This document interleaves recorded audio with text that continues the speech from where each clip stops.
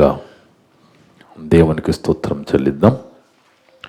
కుడి వచ్చిన సంఘస్థులకు, ఆన్లైన్ ద్వారా యూట్యూబ్ ద్వారా వింటున్న దేవుని బిడ్డలందరూ కూడా యేసుక్రీస్తు నామమున వందన. దేవుని బిడ్డలారా, దేవుని మహాకృపను బట్టి మనమంత ఈ విధంగా ఇక ఆదివారం సంఘ కూడికలో సంఘంగా కూడుకొని మరి ఒక గొప్ప సంగతిని, అంశాన్ని పరిశుద్ధ గ్రంథం నుంచి నేర్చుకుని ఆలోచించి ధన్యత దయచేస్తున్న తండ్రికి యేసుక్రీస్తు ద్వారా కృతజ్ఞతాస్తుతులు చెల్లిద్దాం. ఆమేన్. ఈరోజు దేవుడు మీ అందరినీ మనందరినీ ప్రేమించి మనందరి కోసం ఏర్పాటు చేసిన అంశం శ్రమలు నేర్పు పాఠాలు. శ్రమలు నేర్పు పాఠాలు. చూడండి, స్కూళ్ళల్లో పిల్లలకి అన్ని పాఠాలు అంటే విద్యార్థులకు ఒకే విధంగా బోధించరు. కొన్ని పాఠాలేమో పుస్తకం చూపిస్తూ బోర్డు మీద రాస్తూ, కొన్ని పాఠాలేమో ప్రయోగశాలకు తీసుకెళ్ళి అంటే ప్రాక్టికల్స్ చేపిస్తూ, కొన్ని పాఠాలు ప్రకృతిలోకి తీసుకెళుతూ, కొన్ని పాఠాలు చూపిస్తూ, కళలు చూపిస్తూ రకరకాల పద్ధతిలో పాటలు నేర్పిస్తూ ఉంటారు విద్యార్థులకు. అదేవిధంగా దేవుడు కూడా ఎన్నో రీతులుగా, ఎన్నో పద్ధతుల ద్వారా దేవుడు మనకి ఎన్నో సంగతులు నేర్పించడానికి ప్రయత్నం చేస్తూ ఉన్నాడు. అలాగా ముఖ్యంగా దేవుడు ఎక్కువగా 2 పద్ధతుల ద్వారా మనతో మాట్లాడడానికి, నేర్పించడానికి ప్రయత్నం చేస్తూ ఉంటాడు. మొదటి పద్ధతి అయితే పరిశుద్ధ గ్రంథములోని దేవుని మాటల ద్వారా మనతో మాట్లాడుతూ మనకు నేర్పిస్తూ ఉంటాడు. ఇక రెండవ పద్ధతి పరిస్థితులను బట్టి, అంటే పరిస్థితులు, అది ఆనందం కావచ్చు, దుఃఖము కావచ్చు, శ్రమ కావచ్చు, అనుభవము కావచ్చు, మాటలు కావచ్చు, ఎన్నో రీతిలుగా పరిస్థితుల ద్వారా అనుభవపూర్వకంగా నేర్చుకోవడానికి, నేర్పించడానికి దేవుడు ప్రయత్నం చేస్తూ ఉంటాడు. పిల్లలకి అయితే థియరీ, ప్రాక్టికల్స్ అన్నారు. అలాగే దేవుడు కూడా బైబిల్ అనేది థియరీగా, ఎన్నో పరిస్థితుల ద్వారా, ప్రాక్టికల్స్ ద్వారా కూడా దేవుడు మనకి ఎన్నో నేర్పిస్తూ ఉంటాడనేది మనము తెలుసుకోవాలి. అందుకే ఏదైనా శ్రమ వచ్చినప్పుడు, శ్రమ రాగానే అదేదో మనకి వింత జరిగింది అనుకోకుండా, దేవుడు ఏదైనా శ్రమ మన జీవితంలో అనుమతిస్తే దాని ద్వారా దేవుడు మనకి ఒక పాఠము నేర్పించడానికి ప్రయత్నం చేస్తూ ఉంటాడు. ఒకసారి మనం పరిశుద్ధ గ్రంథంలోకి వెళ్ళి చదివితే దేవుని వాళ్ళారా, హెబ్రీయులకు రాసిన పత్రిక 5వ అధ్యాయము 8వ వచనంలో చూస్తే, హెబ్రీ పత్రిక 5వ అధ్యాయము 8వ వచనం, ఆయన కుమారుడై ఉండియు, ఇక్కడ యేసుక్రీస్తు ప్రభువారి గురించి రాస్తూ, ఆయన కుమారుడై యేసుక్రీస్తు ప్రభువారు కుమారుడై ఉండియో తాను పొందిన శ్రమల వలన విధేయత నేర్చుకొనెను. ఏందట? శ్రమల వలన విధేయత. విధేయతనగా లోబడడం, తగ్గించుకోవడం. అర్థమవుతుందా అండి? ఇక్కడ యేసుక్రీస్తు ప్రభువారి జీవితంలో ఎన్నో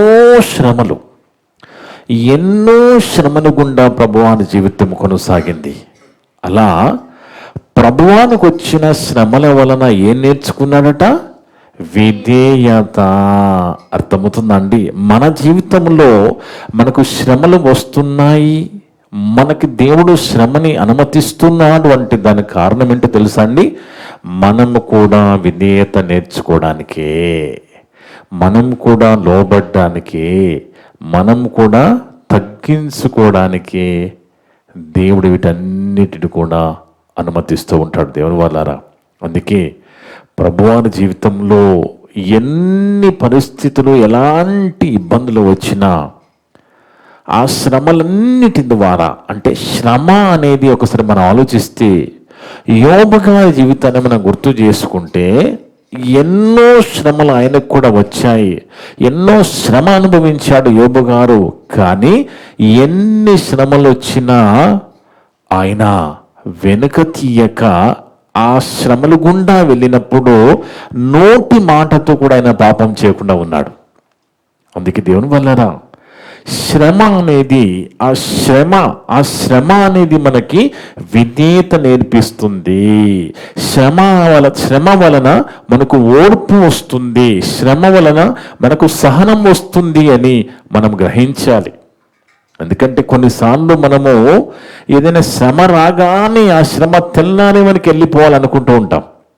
కానీ వాస్తవానికి ఆ శ్రమ వలన మనకేమొస్తుంది అంటే విధేయత, ఓర్పు, సహనం, అనుభవం వస్తుంది శ్రమ ద్వారా. అందుకే ఒక శ్రమ మన జీవితంలో వస్తుందంటే అది మనకు చాలా విషయాలు నేర్పిస్తూ ఉంటుంది. అందుకే దేవుడు శ్రమలు అనే ఆ పరిస్థితులను మన జీవితంలో అనుమతిస్తూ ఉంటాడు. ఎందుకంటే వాటి ద్వారా మనము దేవునికి దగ్గర అవుతాము, మనలో ఓర్పు వస్తుంది, సహనం వస్తుంది, విధేయత వస్తుంది అనేది మనము గుర్తుపెట్టుకోవాలి దేవుని వల్లారా. అందుకే బైబిల్ ఒక మాట ఉంటుంది, మన జీవితంలో సుఖ దుఃఖాలన్నీ కూడా దేవుడు అనుమతించాడనే బైబిల్ చెప్తున్నది. సుఖము దుఃఖము, ఆ సుఖమైన దుఃఖమైన పరిస్థితి అంతా కూడా దేవుని అనుమతితోనే జరుగుతుంది అని ప్రసంగి గ్రంథము 7వ అధ్యాయము 13-14 వచనాలు చూస్తే దేవుని వల్లరా, ప్రసంగి గ్రంథము 7వ అధ్యాయము 13-14 వచనాలు. దేవుని క్రియలను ధ్యానించుము, దేవుని క్రియలను ధ్యానించుము, ఆయన వంకరగా చేసిన దానిని ఎవడు చక్కపరచును. ఒకసారి చూడండి అంటున్నాడు. దేవుని క్రియలు ఒకసారి చూడు. కుక్క తోక వంకర అంటాం మనం. ఆ వంకరగా ఉన్న తోకను చక్కగా చేయడం మనిషి వల్ల అవుతుందా? కాదు కదా. అలాగా దేవుడు ఏదైనా చేశారంటే దాన్ని మనం ఏం చేయలేము. అందుకే ఏమంటున్నాడు, దేవుని క్రియలు ధ్యానించుము, ఆయన వంకరగా చేసిన దానిని ఎవడు చక్కపరచును. సుఖదినమందు సుఖముగా ఉండుము, ఆపద్దినమందు యోచించుము. తాను చనిపోయిన తర్వాత జరుగు దానిని నరులు తెలుసుకొనకుండునట్లు. మనిషికి అనేది చావు భయం అనేది ఉంటుంది. అమ్మో చనిపోతానేమో అని భయం ఉంటుంది కనుక తాను చనిపోయిన తర్వాత తెలుసుకొనకుండునట్టు దేవుడు ఏం చేశారట, సుఖ దుఃఖములను జతపరిచి ఉన్నాడు. ఏంటట, సుఖము దుఃఖం అనేది జతగా ఉన్నది. భార్య భర్తల ఒక జత కదా. అదే విధంగా సుఖ దుఃఖాలు దేవుడు జతపరిచి ఉన్నాడు. అంటే ఒక బండికి 2 చక్రాలు ఉంటేనే బండి ఏ విధంగా ముందుకెళ్తుందో మన జీవితంలో సుఖ దుఃఖాలు అనేటివి కూడా దేవుడు జతపరిచాడని దేవుడు మాట్లాడుతున్నాడు. అందుకే శ్రమ అనుభవము, శ్రమ వచ్చిందంటే ఆ శ్రమ ద్వారా మనలో విధేయత నేర్పించడానికి, విధేయత ఓర్పు సహనము కలగడానికి దేవుడు ప్రాక్టికల్గా ఈ పరిస్థితులను, ఈ శ్రమలన్నీ కూడా మన జీవితంలో అనుమతిస్తున్నాడు. అందుకే దేవుని వల్లారా యోబు గారు జీవితాన్ని బట్టి మనము గమనిస్తే ఆయన ఏమంటున్నాడంటే, యోబు గ్రంథంలో రాయబడిన మాట, యోబు గ్రంథము 36వ అధ్యాయంలో చూస్తే దేవుని వల్లారా, యోబు గ్రంథము 36వ అధ్యాయము 15వ వచనం. యోబు గ్రంథము 36వ అధ్యాయము 15వ వచనంలో ఎలీహు అనే యోబు గారి ఫ్రెండ్ మరి మాట్లాడుతూ ఉన్నాడు. ఏమంటున్నాడు చూడండి, యోబు గ్రంథం 36వ అధ్యాయం 15వ వచనం. శ్రమపడు వారిని వారికి కలిగిన శ్రమ వలన ఆయన విడిపించును. శ్రమ వచ్చిందా? నీకు శ్రమ వచ్చిందా? ఆ శ్రమ నీకు కలిగినప్పుడు శ్రమ పడువాన్ని వారికి కలిగిన శ్రమ వలన, అంటే శ్రమలో దేవుడు విడిపిస్తాడట. బాధ వలన వారిని విధేయులుగా చేయును. నువ్వు బాధపడుతున్నావా? నీకు శ్రమ వచ్చిందా? నీకు విధేయత నేర్పించడానికే దేవుడు అనుమతిస్తున్నాడని వాక్యం చెప్తున్నది. అందరి జీవితంలో ఏదో రకంగా ఎన్నో రకాల శ్రమలు మనకి వస్తూనే ఉంటాయి. ఏ శ్రమ వచ్చినా మనము దాని నుంచి నేర్చుకోవాల్సింది ఏంటి అంటే విధేయత, అనుభవము, పాఠము, ఓర్పు, సహనము, తగ్గించుకోవడం నేర్చుకోవాలి మనం. ఇవన్నీ మనం నేర్చుకుంటూ ముందుకెళ్తూ ఉండాలి. కొన్ని శ్రమలు ఎలాగుంటాయంటే ఇక ఈ శ్రమలు స్థిరంగా ఉన్నట్టు మనకు అనిపిస్తూ, ఇక ఈ శ్రమలు ఇలాగే ఉంటాయా, ఇక దీని నుంచి నాకు విడుదల లేదా అనుకుంటూ కొంతమంది నిరసించిపోతూ ఉంటారు. కానీ మనం గుర్తుపెట్టుకోవాల్సింది, మనం ఏమనుకోవాలంటే నా దేవుడు నాకు తోడుగా ఉన్నాడు, నా దేవుడు నాకు సహాయం చేస్తాడు, నడిపిస్తాడని మనకేముండాలి? ఓర్పు ఉండాలి, ఓపిక ఉండాలి మనిషికి, సహనం ఉండాలి మనిషికి, దీర్ఘశాంతం ఉండాలి మనిషికి. అందుకే దేవుని వన్నారా, ఖచ్చితంగా దేవుడు అనుమతిస్తున్న ఈ పరిస్థితులను, ఈ శ్రమలను మనం చూస్తే శ్రమపడు వారిని వారికి కలిగిన శ్రమ వలన ఆయన విడిపించును, బాధ వలన వారిని విధేయులుగా చేయును. నీకు బాధ వచ్చిందా? దాంట్లో నీలో ఏమొస్తుంది? విధేయత వస్తుంది, తగ్గింపు వస్తుంది, సహనం వస్తుంది. అందుకే దేవుని వాళ్ళ పిల్లలకు పాఠాలు నేర్పిస్తున్నప్పుడు మొదట 2 అక్షరాలే నేర్పిస్తారు. అవునండి, మొదట 2 అక్షరాలు ఆ అని నేర్పిస్తారు అంతే, తర్వాత మిగతాయన్ని నేర్పిస్తారు. అదే విధంగా దేవుడు కూడా మన జీవితంలో శ్రమలలో కూడా రకరకాల శ్రమల ద్వారా మనము కూడా నేర్చుకోవడానికి అనుమతిస్తున్నాడు. ఏమి నేర్చుకోకుండా వెళ్ళిపోతే, శ్రమలు వచ్చినప్పుడు ఏమి నేర్చుకోకుండా వెళ్ళిపోవడానికి ప్రజలు ఇష్టపడుతున్నారు. కానీ దేవునే శ్రమనిస్తున్నాడు. ఆ శ్రమ మనకు పాఠాలు నేర్పుతున్నది. ఆ శ్రమ ద్వారా మనకు అనుభవం వస్తుంది. ఆ శ్రమ ద్వారా మనకు ఓర్పు వస్తుంది, సహనం వస్తుంది.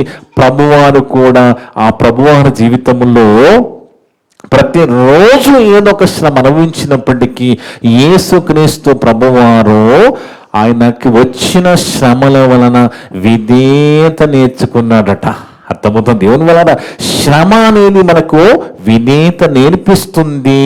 అందుకే దేవుడు విధేయత అనుమతిస్తున్నాడు. అందుకే మనకి ఓపిక ఉండాలి. ఎలాంటి ఓపిక? తగిన సమయమందు దేవుడు నన్ను హెచ్చిస్తాడు అనే ఆలోచనతో అలా సహనంతో వెళ్ళాలి. 1 పేతురు పత్రికలో చూస్తే దేవుని వలన 1 పేతురు పత్రిక 5వ అధ్యాయం 6వ వచనం చదువుకుంటే, 1 పేతురు పత్రిక 5వ అధ్యాయము 6వ వచనం, దేవుడు తగిన సమయమందు మిమ్మును హెచ్చించులాగున ఆయన బలిష్టమైన చేతి క్రింద ఎలాంటి మనసట? దీన మనస్సు. ఆయన హెచ్చించగలడు. దేవునికి పెద్ద విషయం కాదు. ఆయన చేయగల శక్తి గల సామర్థ్యుడు ఆయన.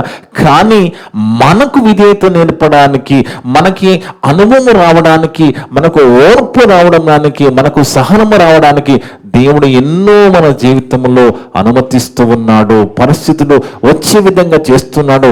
ఎందుకంటే దాని వలన మనము విధేయత నేర్చుకుంటామని. అందుకే దేవుడు మనల్ని హెచ్చించులాగున, దేవుడు తగిన సమయమున మనల్ని హెచ్చించులాగున ఆయన బలిష్టమైన చేతి క్రింద దీన మనస్సు కలిగి ఉండాలి. మనం దీన మనస్సు అంటే తగ్గింపు కలిగిన మనస్సు, విధేయత కలిగిన మనస్సు, ఓర్పు కలిగిన మనస్సు, సహనం కలిగిన మనస్సు మనలో ఉండాలి. ఎందుకంటే అలా ఉన్నప్పుడే మనం హెచ్చించబడతాము. తొందరపాటు అనేది మనకు అస్సలు ఉండడానికి వీల్లేదు. తొందరపాటు అనేది ఖచ్చితంగా మనని నష్టాన్ని పాలు చేస్తుంది. తొందరపాటు ఖచ్చితంగా మన నష్టంలోకి తీసుకువెళ్తుంది. కనుక దీన మనసు కలిగి ఓర్పుతో ఉండాలి. అందుకే చూడండి, ప్రవక్తల జీవితాలు మనం చూసిన, వాళ్ళ జీవితాన్ని గమనించిన, వాళ్ళకి ఏదైనా శ్రమ వచ్చినప్పుడు వాళ్ళు ఓర్పుతో దేవుని వైపు చూశారు.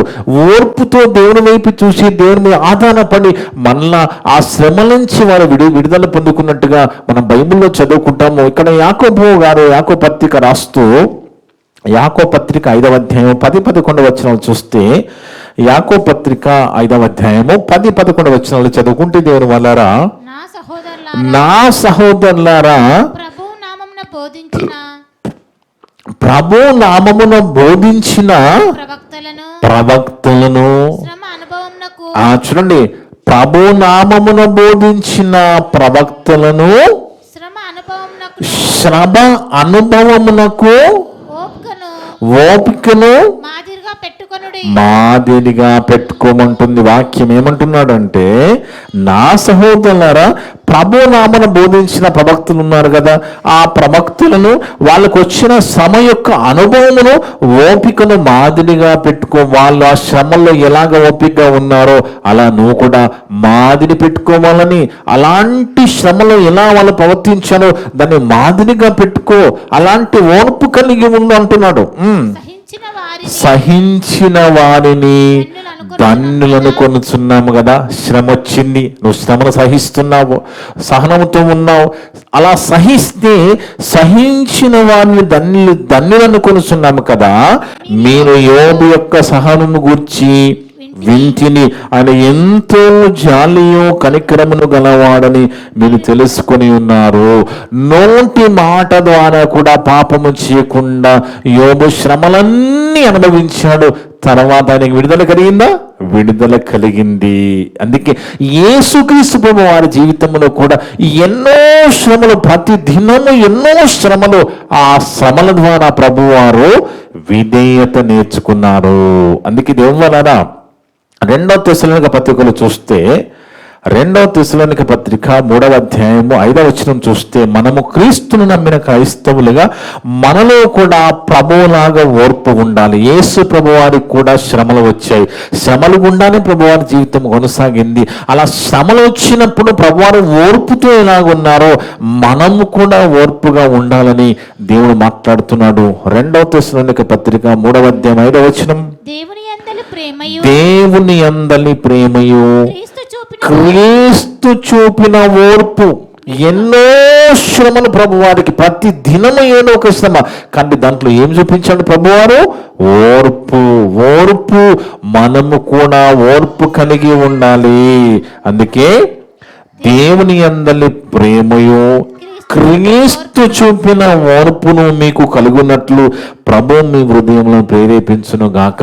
యేసుక్రీస్తులో ఏ ఓర్పు ఉన్నదో అలాంటి ఓర్పు మనం కూడా కలిగి ఉండాలని వాక్యం మనకు నేర్పిస్తుంది. అలా ఓర్పు కలిగి ఉన్నప్పుడే మనము ఏదైనా శ్రమ వచ్చినా, ఇంకేదైనా వచ్చినా దాని నుంచి మనము గట్టెక్కగలము. మార్గం చూపిస్తాడు. అలాంటి ఓర్పు మనకు నేర్పడానికి, సహనం కలిగి ఉండడానికి మన జీవితాల్లో శ్రమలు వస్తున్నాయి. ఈ శ్రమలలో అన్నిటివి మనకు విధేయత నేర్పుతున్నాడు. దేవుడు ఎన్నో రకాల పరిస్థితులు మన జీవితంలో అనుమతిస్తున్నప్పుడు, అవన్నీ వస్తున్నప్పుడు, అది మాటల ద్వారా లేదా క్రియల ద్వారా, ఇంకేదైనా మరి ఆనందం ద్వారా, దుఃఖము ద్వారా ఇవన్నీ వస్తున్నప్పుడు అది మనం గ్రహించుకోవాలి. దేవుడు వీటన్నింటి ద్వారా ఏం నేర్పించాలనుకుంటున్నాడు అనేది మనం గ్రహించుకుంటూ వెళ్ళిపోతూ ఉండాలి. లేదు అంటే మన ఆత్మ జీవితము చాలా దెబ్బతింటుంది దేవుని వాళ్ళారా. అందుకే చూడండి, మనకి శ్రమలు వస్తున్నప్పుడు అదేదో అగ్ని వంటి శ్రమలు అని మనం ఏమీ ఆగమంగా కావాల్సిన అవసరం లేదు. అగ్ని వంటి శ్రమలు వచ్చాయి, మాకే వచ్చాయి అని మనం ఏదో ఆగమగమయ్యే పరిస్థితి అవసరం లేదు. ఎందుకంటే ఆ శ్రమ నీకు వచ్చింది అంటే దేవుడు ఆ శ్రమ ద్వారా నీకు ఏం నేర్పించాలనుకుంటున్నాడు? విధేయత, తగ్గింపు, ఓర్పు, సహనము, దీర్ఘ శాంతము, లోబడము, ఇవన్నీ నేర్పించడానికే దేవుడు ఈ విధంగా అనుమతిస్తూ ఉన్నాడు. 1వ పేతురు పత్రిక 4వ అధ్యాయం చూస్తే, 1వ పేతురు పత్రిక 4వ అధ్యాయం 12-13 వచనాలు చదువుకుంటే దేవుని వలన, 1వ పేతురు పత్రిక 4వ అధ్యాయం 12-13 వచనాలు, ప్రియులారా మిమ్మును శోధించుటకు కలుగుచున్న అగ్ని మీకు కలుగుచున్న అగ్ని వంటి మహాశ్రమలను గుర్చి మీకేదో ఒక వింత మీకేదో వింత జరుగుతున్నట్టుగా అనుకోకండి అంటున్నాడు. మీకేదో శ్రమలు వచ్చేసేదో వింత జరుగుతుంది అనుకోకండి, ఆశ్చర్యపడకుడి. క్రీస్తు మహిమ బయలుపరచబడినప్పుడు అంటే క్రీస్తు రెండవ రాకడలో ప్రభువారు వచ్చినప్పుడు మహానందము కలుగుతుంది. ఆ శ్రమను అనుభవిస్తే, ఆ శ్రమ అనుభవిస్తే నీకు ఓపిక వస్తుంది, వినతి వస్తుంది. అలాగే యేసుక్రీస్తు ప్రత్యక్షమైనప్పుడు నీకు ఏం కలుగుతుందట? మహానందము కలుగునని సంతోషించు నిమిత్తము క్రీస్తు శ్రమల్లో మీరు పాలివారై ఉన్నట్టుగా సంతోషించుడి. యేసుక్రీస్తు ప్రభువారు శ్రమలు గుండా వెళ్ళారు కదా, శ్రమలు గుండానే ప్రభువారి జీవితం కొనసాగింది కదా.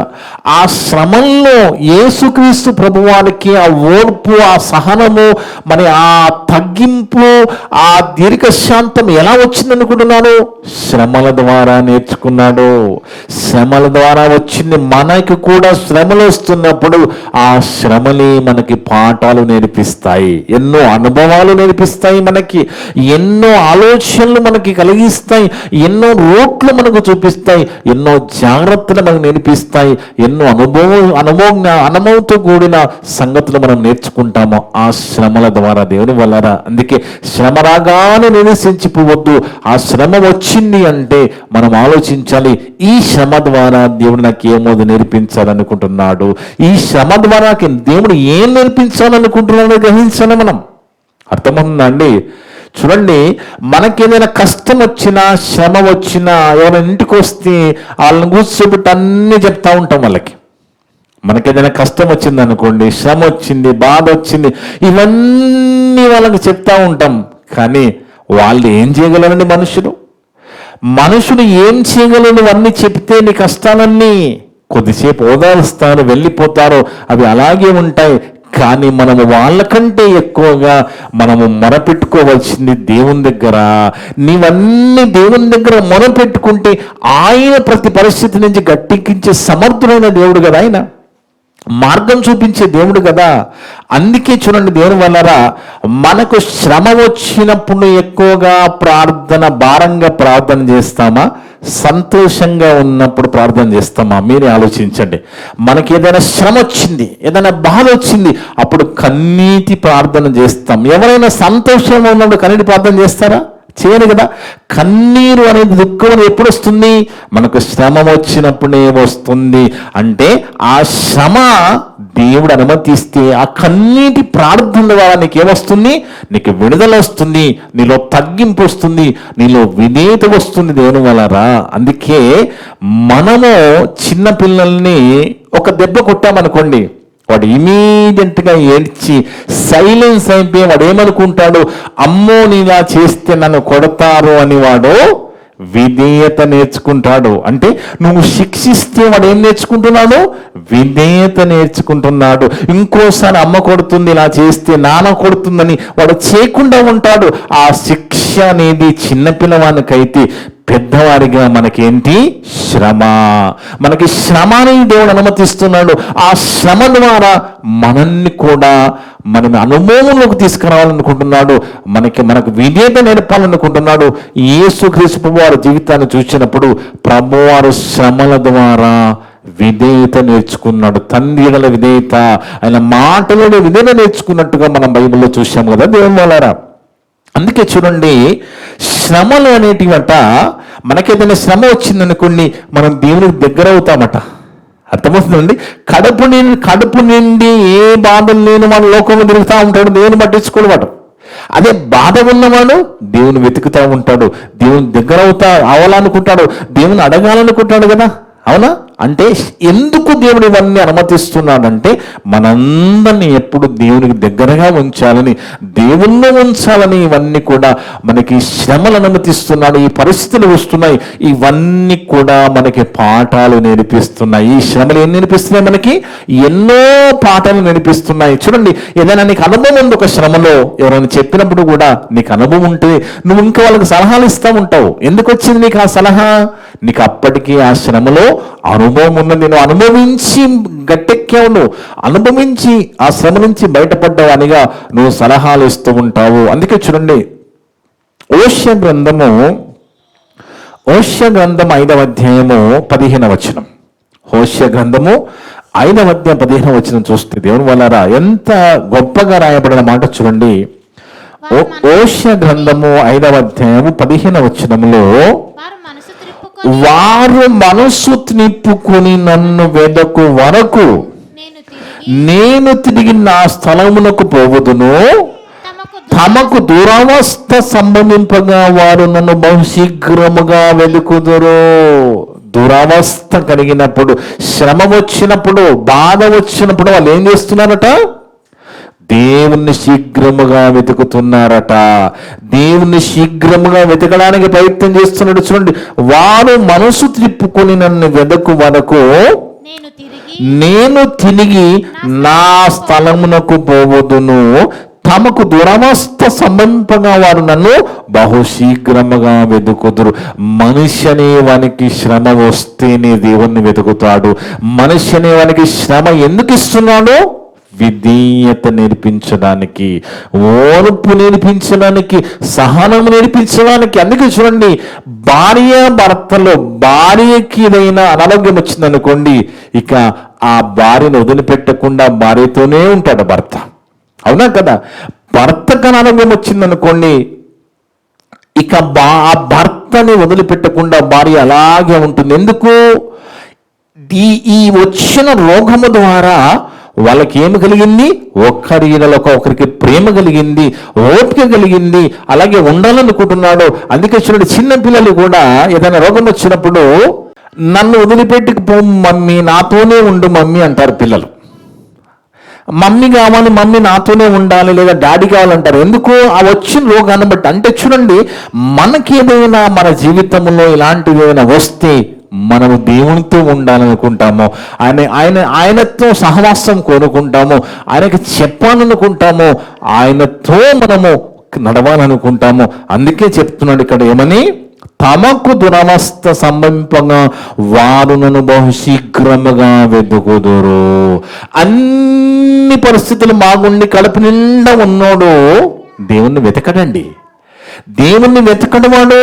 అందుకే దేవుడు ఏం చేస్తున్నారంటే సుఖ దుఃఖాలన్నిటి ప్రతి అందరి జీవితంలో పెట్టి వాటి ద్వారా దేవుడు మనల్ని పాఠాలు మనకు నేర్పించి, వాటి ద్వారా ఆ శ్రమల ద్వారా మనకు విధేయత నేర్పించి, ఆ శ్రమల ద్వారా మనకు ఓర్పు, సహనము, దీర్ఘశాంతం నేర్పించి, తగ్గింపు నేర్పించి, దేవుల్లో ఉండే విధంగా ఉండడానికి దేవుడు ప్రయత్నం చేస్తున్నాడనేది ప్రతి ఒక్కరూ గ్రహించాలి. నీకు ఏదైనా శ్రమ రాగానే నువ్వేదో ఇదైపోకు. ఎందుకంటే అది వచ్చింది అంటే ఖచ్చితంగా దాని ద్వారా దేవుడు నీకు నేర్పించాలనుకుంటుంది ఏందో అనేది నువ్వు గ్రహించాలి. ఎందుకు అనుమతించాలని గ్రహించాలి. ఒకనాడు యేసుక్రీస్తు ప్రభువారిని మరి ముఖం మీద ఉంచడం జరిగింది, తిట్టడం జరిగింది, రకరకాలుగా హింసించడం జరిగింది కదా. ఆ ప్రభువారు మరి ఆ శ్రమలు ప్రారంభం కాబోతున్నాయి. ఇక ప్రభువారు సిలువకెక్కబోతున్నారు. అలాంటి పరిస్థితి, అంటే ఎంతో శోధన వచ్చేసింది ప్రభువారికి. ఇంకా ప్రభువారిని పట్టుకోబోతున్నారు, ప్రభువారిని మరి సిలువకెక్కించబోతున్నారు అనేది కూడా ప్రభువారికి ముందే అర్థమైనప్పుడు, అంటే శ్రమలు ప్రారంభమవుతున్నాయి అనగానే ప్రభువారు చేసిన పని ఏంటో తెలుసా అండి? శ్రమలు ఆరంభమవుతున్నాయి, శ్రమలు ప్రారంభమయ్యాయి అనగానే యేసుక్రీస్తు ప్రభువారు భూమి మీద ఉన్నప్పుడు ఏం చేశారు అంటే, గెత్సెమనే తోటలో యేసుక్రీస్తు ప్రభువారు చేసిన ఆ సందర్భాన్ని మనం చూస్తే మత్తయి సువార్త 26వ అధ్యాయము 36వ వచనం. మత్తయి సువార్త 26వ అధ్యాయము 36వ వచనం. దేవుని వల్లరా, మత్తయి సువార్త 26:36. వారితో కూడా అంతటా యేసు వారితో కూడా గెత్సెమనే అనబడిన చోటుకు వచ్చి గెత్సెమనీ అని అనబడిన చోటుకు వచ్చి నేను అక్కడికి వెళ్ళి ప్రార్థన చేసి నేను అక్కడికి వెళ్ళి ప్రార్థన చేసి వచ్చేదను. అంటే శ్రమలు ప్రారంభం కాగానే ప్రభువారు ఏం చేస్తున్నారు? ప్రార్థన. అర్థమవుతుందండి? ప్రార్థన. శ్రమలు ప్రారంభమవుతుంది అనగానే ప్రార్థన గడుపుతున్నాడు. చూడండి, గెత్సెమనీ అనబడిన తోటలో నేను అక్కడికి వెళ్ళి ప్రార్థన చేసి వచ్చు వరకు మీరు ఇక్కడ కూర్చునుడని శిష్యులతో చెప్తున్నాడు. అంటే యేసుక్రీస్తు ప్రభువారు శ్రమలు ప్రారంభమవుతున్నప్పుడు చేసిన పని ఏంటి? ప్రార్థన. అందుకే దేవులారా, ప్రార్థించడము, దేవుని దగ్గర మొరపెట్టడము, ఆయన సమాధానం కోసం ఎదురు చూడడము, ఇవన్నీ మనం చేయాలంటే మనలో ఏముండాలి? విధేయత ఉండాలి. ఎలా వస్తుంది విధేయత? శ్రమలు మనకు వచ్చినప్పుడు మాత్రమే మనకి విధేయత వస్తుంది. అలా శ్రమలో మనకు విధేయత నేర్పినప్పుడు శ్రమలు ప్రారంభం కాగానే యేసు ప్రభువారు ప్రార్థనలో గడుపుతున్నట్టుగా మనం చూస్తున్నాము. అందుకే చూడండి, దేవుడు ఏదైనా చేయగల సమర్థుడు. ఆయనకు సమస్తము సాధ్యము. నమ్ముట నీ వలనైతే సమస్తము సాధ్యమని మనం బైబిల్లో చదువుకుంటాం కదా. ప్రభువారు చెప్పిన మాట, నమ్ముట నీ వలనైతే మనకు సమస్తము సాధ్యమే.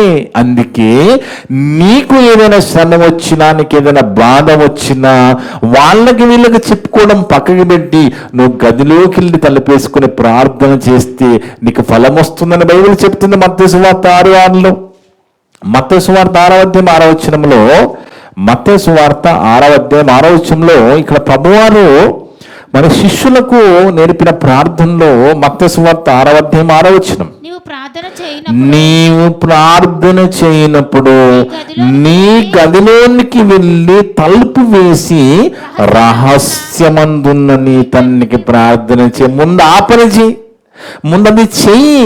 నీకెందుకు వచ్చింది శ్రమ? నువ్వు ఈ పని చేయడానికే వచ్చింది. నీకు ప్రార్థన చేయడానికి సమయం లేదు, నువ్వు దేవుని గడపడానికి సమయం లేదు, నీకు బైబిల్ చదవడానికి సమయం లేదు, నేను దేవుని కోసం ఆలోచించిన సమయం లేదు. కనుక నిన్ను ఎలాగైనా దేవుని వైపు తిప్పడానికి, దేవుణ్ణి ఉంచడానికి రకరకాల పద్ధతుల ద్వారా దేవుడు మరి వీటన్నిటి అనుమతించి మన దేవుని వైపు తిప్పుకోవడానికి దేవుడు ప్రయత్నం చేస్తూ ఉంటాడు.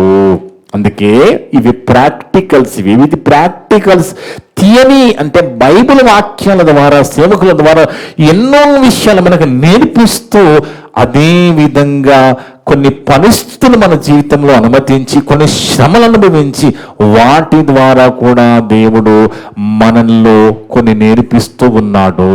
కొన్ని క్రియలు నేర్పిస్తూ ఉన్నాడు, సహనం నేర్పిస్తూ ఉన్నాడు. అందుకే ఇక్కడ ఏమంటున్నాను? నీవు ప్రార్థన చేయనప్పుడు నీ గదిలోనికి వెళ్ళి తలుపు వేసి రహస్యమందున్న నీ తండ్రికి ప్రార్థన చెయ్యము. అప్పుడు రహస్యమందు చూసు నీ తండ్రి నీకు ప్రతిఫలం ఇచ్చును.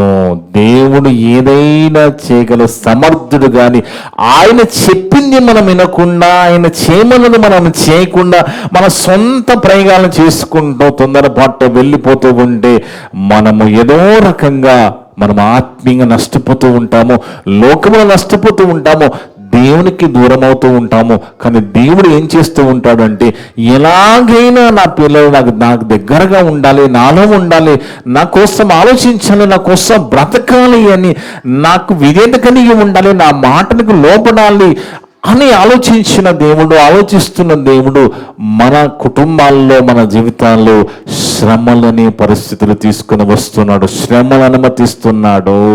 యేసుక్రీస్తు ప్రభువారి జీవితంలో కూడా శ్రమలు ఉన్నాయి. ఇప్పుడు మొదలు చదువుకున్న మాట మరొకసారి చూస్తే, హెబ్రీ పత్రిక 5:8 యేసు ప్రభువారి జీవితంలో వచ్చిన శ్రమల గుండానట యేసుక్రీస్తు ప్రభువారు కుమారుడయుండి తాను పొందిన శ్రమల వలన విధేయతను నేర్చుకొనెను. శ్రమ వస్తే ఏం నేర్చుకుంటామట? విధేయత నేర్చుకుంటాం. శ్రమ వస్తే మనలో ఏమొస్తుంది? ఓర్పు వస్తుంది, సహనం వస్తుంది, తగ్గింపు వస్తుంది, క్షమాగుణం వస్తుంది. అర్థముందండి? ఇవన్నీ కూడా లక్షణాలు. ఇవన్నీ ఈ ఆత్మీయంగా దేవుణ్ణి ఉండడానికి ఇలాంటి లక్షణాలు కలిగి మనం వెళ్ళిపోవాలి. అవన్నీ మనలో ఉండాలంటే మన జీవితంలో ఖచ్చితంగా శ్రమ అనేది వస్తుంది. దానికి ఎవరు కూడా అతిథులు కారు, అందరికీ వస్తుంది. ఎందుకంటే దేవుడే సుఖ దుఃఖాలని బండి చక్రాల్లాగా రెండు అందరి జీవితంలో పెట్టాయి. అది రాగానే నేను ఏదో కన్ఫ్యూజ్ అయిపోయి ఇంకేదో అనే పరిస్థితి నిరుత్సాహపడవలసిన అవసరం లేదు. నా దేవుడు నాకు తోడుగా ఉన్నాడు, నా దేవుని ఈ పరిస్థితుల ద్వారా నాకు ఏదో నేర్పించాలనుకుంటున్నానే ఆలోచన రావాలి తప్ప నిరుత్సాహపడకుండా ఉండాలి. నిరుత్సాహపడకూడదు. కొంతమంది శ్రమ రాగానే తొందరపడతా ఉంటారు, నిరుత్సాహపడిపోతూ ఉంటారు, కొన్ని తప్పుడు నిర్ణయాలు తీసుకుంటూ ఉంటారు. ఆ శ్రమల్లో కాదండి, మనకు ఏది వచ్చినా ఉపవాస ప్రార్థన ఎప్పుడు చేస్తారండి? ఏదైనా శ్రమలు వచ్చినప్పుడే కదా. ఉపవాస ప్రార్థన, ఎక్కువ కన్నీటి ప్రార్థన, ఇవన్నీ ఎప్పుడు చేస్తారండి? శ్రమ వచ్చినప్పుడే కదా. వీటన్నిటి ద్వారా దేవుడు నీలో ఆ శ్రమనికి ఏం నేర్పిస్తుందంటే ఆ కన్నీటి ప్రార్థన, ఉపవాసం అనేది దేవుని విధేయత నేర్పిస్తుంది. నీలో సహనం వచ్చేస్తుంది. నువ్వు దేవునికి దగ్గర అవుతావు, దేవునిలో గడుపుతావు. నువ్వు అంటే లోకంలో నువ్వు దేవుని పట్టించుకోకుండా ఎక్కడికైనా వెళ్ళిపోతున్నప్పుడు ఇమీడియట్గా దేవుని వైపు తీసుకురాను కూడా కొన్నిసార్లు ప్రయత్నం చేస్తూ ఉంటాడు. అందుకే దేవుని వాళ్ళారా, యేసు ప్రభువారిలాగా మనము కూడా ఓర్పు కలిగి ఉండాలి. ప్రభువారి జీవితం అంతా కూడా శ్రమలే అయినప్పటికీ ఓర్పుగా కలిగి ఉన్నాడు. ఆ ఓర్పు ఎలా వచ్చిందంటే శ్రమలు వచ్చాయి కాబట్టే విధేయత నేర్చుకున్నాడు. అర్థమవుతుందండి? మనము కూడా ఆ శ్రమల ద్వారా విధేయత నేర్చుకోవాలి. అది మనం గ్రహించుకోవాలి. మనకి దేవుడు ఏదైనా ఏం నేర్పించాలనుకున్నా మనం గమనించుకోవాలి. అలా గమనించుకున్నప్పుడే, ఎందుకంటే ఇవన్నీ కూడా ఈ శ్రమలు కానీ ఈ నిందలు, ఈ అవమానాలు ఇంకేదైతే ఉన్నాయో ఈ పరిస్థితులన్నీ కూడా మన దేవునికి దగ్గరగా చేరుస్తాయండి, దగ్గర చేస్తాయి. మనం ఏదో అవుతుంది అనుకోకూడదు. ఎందుకంటే మనము ఓర్పు కలిగి ఉండాలి. శ్రమ రాగానే ఓర్పు రావాలి, మనకి శ్రమ రాగానే సహనము రావాలి, శ్రమ రాగానే దీర్ఘశాంతం రావాలి, శ్రమ రాగానే విధేయత రావాలి. దేవుడిని నేర్పడానికి ఆ శ్రమలు మన జీవితాన్ని అనుమతిస్తూ ఉన్నాడు. అందుకే దేవుడు వారా, ఇప్పుడు మనమున్న ఈ కాలంలో లోక పరిస్థితులు ఎలా ఉన్నాయో మనకు తెలుస్తూ అసలు మరి కష్టంగా బతికిడిచ్చే పరిస్థితి ఉన్నది. ఎన్నో కుటుంబాల్లో మరి ఎన్నో రకాలుగా వాళ్ళు మరి వెళ్ళిపోతూ ఉన్నారు. కానీ దేవుడు వాళ్ళ కుటుంబాల్లో లేక, వాళ్ళకి చెప్పేవాళ్ళు లేక, చెప్పినా వినక ఎన్నో రీతిలుగా ఎన్నో కుటుంబాలు రోడ్డున పడిపోతున్నాయి. క్రైస్తవ కుటుంబాలే చెప్తున్నా నేను. క్రైస్తవ కుటుంబాల్లోనే దేవుని మాటలు వాటికి లోబడనప్పుడు, దేవుని ఏదైనా శ్రమ వచ్చి అనుమతించినప్పుడు దాని ద్వారా పాఠం నేర్చుకోకుండా ఉన్నప్పుడు ఖచ్చితంగా వాళ్ళు నష్టపోతూ ఉన్నారు. అందుకే శ్రమలు మనకి నేర్పుతాయి. ఏంటివి? పాఠాలు నేర్పుతాయి. శ్రమలు మనకి ఏం నేర్పుతాయండి? పాఠాలు నేర్పుతున్నాయి. శ్రమలు నేర్పు పాఠాలు. అర్థమైందండి? శ్రమలు నేర్పు పాఠాలు మనకి ఇవన్నీ కూడా. అలాగే మనం గుర్తుపెట్టుకోవాల్సింది ఏంటంటే, నువ్వు క్రీస్తునందు సద్భక్తితో బ్రతకను ఉద్దేశిస్తే హింస పొందుదనని కూడా బైబిల్లో రాయబడి ఉంటుంది. మనం క్రీస్తులో భక్తి కలిగి ఉన్నప్పుడు కూడా హింస వస్తుంది. అలాగని మనం భయపడవలసిన పని లేదు. క్రీస్తుల భక్తిగా ఉన్నప్పుడు మళ్ళా మార్గం ప్రభువాన్ని చూపిస్తారు. శోధన సహించేవాడు ధన్యుడు అంటాడు. నువ్వు శోధన వచ్చిందా, నువ్వు సహించు, ధన్యత వస్తుంది. నీకు శోధన వచ్చిందా, ఆ శోధన నుంచి బయటపడే మార్గం కూడా దేవుడు చూపిస్తాడు. దేవుడు చూపించేదాకా నీలో ఏముండాలి? ఆయన చూపించేదాకా ఒప్పుకుంటా. చాలా మందికి దేవుడు శోధన వచ్చినప్పుడు ఆ శోధన నుంచి బయటపడే ఆ మార్గం చూపించడం కూడా వెలిక ఉండరు కదండి. అందుకే శోధన వచ్చినా, ఏదొచ్చినా, శ్రమ వచ్చినా దాని వెనక దేవుని యొక్క ఉద్దేశం ఒకటే, మనల్ని దేవుడు తన దగ్గరికి చేసుకోవడానికి, మనకి పాఠం నేర్పడానికి, మనల్ని ఆత్మీయంగా బలపరచడానికి ఇవన్నీ చేస్తూ ఉంటాడు. కనుక దేవుని వలన మనం జాగ్రత్తగా మన భక్తి విశ్వాస జీవితాలు కొనసాగించుకుంటూ మన కుటుంబాల్లో, మన జీవితంలో ఎక్కడైనా మనకి శ్రమలకి దేవుడు అనుమతిస్తే, పరిస్థితులు మారితే వాటన్నిటి గురించి భయపడకుండా మనం గదిలోకి వెళ్ళి ప్రార్థన చేసి ఆయన మొరపెట్టుకుని మరి దాన్ని బట్టి మనకు పాఠం నేర్చుకుని దేవునిలో ఉండుకుంటూ దేవుని దగ్గర అవుతూ మనం వెళ్ళిపోవడానికి ఇవన్నీ చేస్తున్నాడు కనుక మనం అలాగే దేవుడు చెప్పిన మాటలకు లోబడి ఆ లోబడ్డం అంటే ఆయన మాటలకు విధేయత చూపడము, దేవుడు ఏమైనా చెప్పారంటే దానికి లోబడి బ్రతకడము, అలా బ్రతుకుతూ మన భక్తి విశ్వాస జీవితాలు కాపాడుకోవాలని కోరుకుంటూ ఇప్పటి వరకు నా ద్వారా మాట్లాడిన ప్రతి మాట విన్న మీ అందరి హృదయాలలో చెప్పిన నా హృదయంలో దేవుడు సమృద్ధిగా ఫలింపజేయను గాక. ఆమేన్. ఆమేన్. ప్రార్థన చేసుకున్నాం.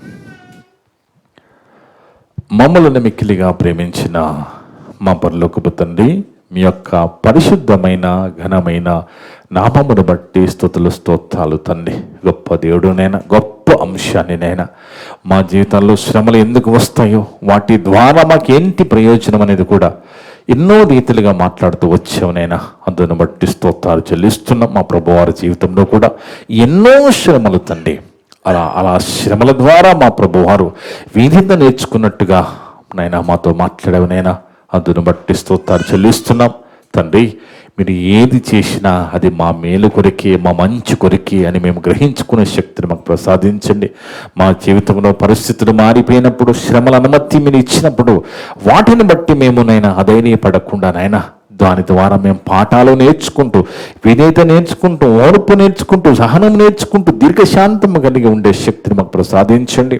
ఇప్పుడు వరకు నా ద్వారా మాట్లాడిన ప్రతి మాట విన్న సంఘస్థులందరి ఉదయాలలో, ఆన్లైన్ ద్వారా, యూట్యూబ్ ద్వారా వింటున్న వినముతులందరి ఉదయాలలో ఫలింపచేయండి తండ్రి. మేమంతా కూడా కేవలం వాక్యము చదివి విని వదిలిపెట్టి మేము మోసపరుచుకోకుండా విన్న మాటలకు లోబడి జీవించే శక్తిని దయచేయమని, నా ద్వారా మాట్లాడిన ప్రతి మాట విన్నందరి ఉదయాలలో ఫలింపచేయమని సమస్త ఘనత మహిమ ప్రభావాలు మీకే చెల్లిస్తూ మా ప్రభువును మా రక్షకుడును మీ ప్రియ కుమారుడు అయిన యేసుక్రీస్తు వారి పరిశుద్ధ నామమున అడిగి వేడుకొనిచున్నాము తండ్రి.